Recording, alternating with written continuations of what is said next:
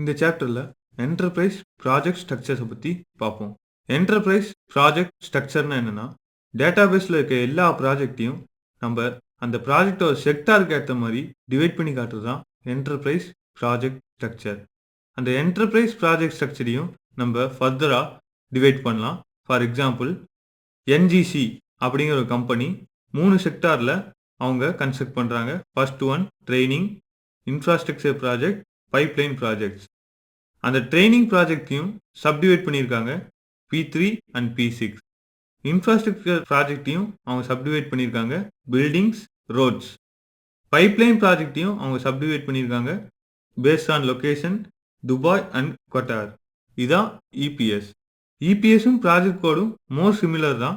But project கோடில் certain criteria வச்சு நம்ம டிவைட் பண்ணி காட்டுவோம். அந்த செக்டாரை பொறுத்து நம்ம டிவைட் பண்ணி அதை ஃபில்டர் பண்ணி காட்டுறது தான் இபிஎஸ்.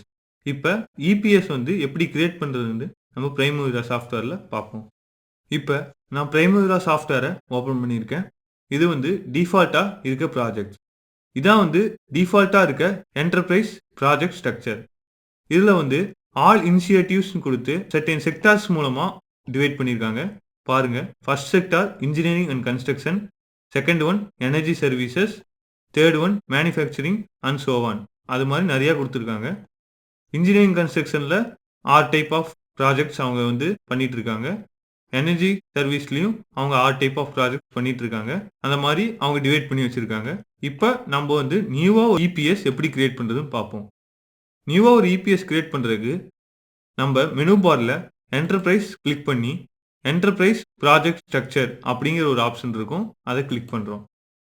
அப்போ நம்மளுக்கு என்டர்பிரைஸ் ப்ராஜெக்ட் ஸ்ட்ரக்சர் அப்படிங்கிற ஒரு விண்டோ ஓப்பன் ஆகும். இதில் ஆல்ரெடி அவங்க பண்ணியிருக்க இபிஎஸ் இருக்கும். நம்ம இப்போ ஒரு நியூவாக கிரியேட் பண்ணுறோம். ஸோ ஜஸ்ட் ஆட் கிளிக் பண்ணுறேன். ஆட் கிளிக் பண்ணால் ஆல்ரெடி இருக்க செக்டார்லேயே அது ஆட் ஆகும். ஸோ நம்ம நியூவாக கிளிக் பண்ணுறங்க navigation bar shift left use பண்ணி நம்ம அதை நியூவாக கிரியேட் பண்ணுறோம். இப்போ அது தனியான ஒரு இபிஎஸ்ஸாக மாறிடுச்சு. இந்த இபிஎஸ்க்கு நம்ம இபிஎஸ் ஐடியும் இபிஎஸ் நேமும் கொடுக்கணும். ஃபர்ஸ்ட் ஒன் இபிஎஸ் ஐடி கொடுக்குறோம். ஜஸ்ட் 1001 அப்படின்னு நான் கொடுத்துக்கிறேன். இபிஎஸ் நேம் ஏபிசி கன்ஸ்ட்ரக்ஷன் அப்படின்னு நான் கொடுக்குறேன். இந்த ஏபிசி கன்ஸ்ட்ரக்ஷன்ஸ் மொத்தம் 3 விதமான ப்ராஜெக்ட்ஸை டீல் பண்ணிட்டு இருக்காங்க.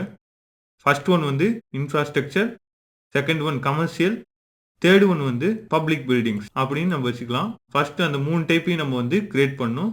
ஜஸ்ட் இதை கிளிக் பண்ணிட்டு ஆட் கொடுங்க. இப்போ 3 டைப் ஆஃப் இபிஎஸ் நான் கிரியேட் பண்ணியிருக்கேன். First one infrastructure, second one commercial, third one public buildings. இப்போ இன்ஃப்ராஸ்ட்ரக்சரில் அவங்க 2 விதமான ப்ராஜெக்ட்ஸ் டீல் பண்ணுறாங்க. 2 ஆட் கொடுத்து ஒரு 2 ப்ராஜெக்டை ஆட் பண்ணுறேன். ஜஸ்ட் இது ஏபிசி கன்ஸ்ட்ரக்ஷன்லேயே ஆட் ஆகும். ஸோ நேவிகேஷன் பார் மூலமாக நான் இன்ஃப்ராஸ்ட்ரக்சர் கீழே அதை டிவைட் பண்ணிக்கிறேன். First one roads, second one bridges. Public பில்டிங்ஸில் அவங்க 2 டைப் ஆஃப் பில்டிங் யூஸ் பண்ணுறாங்க.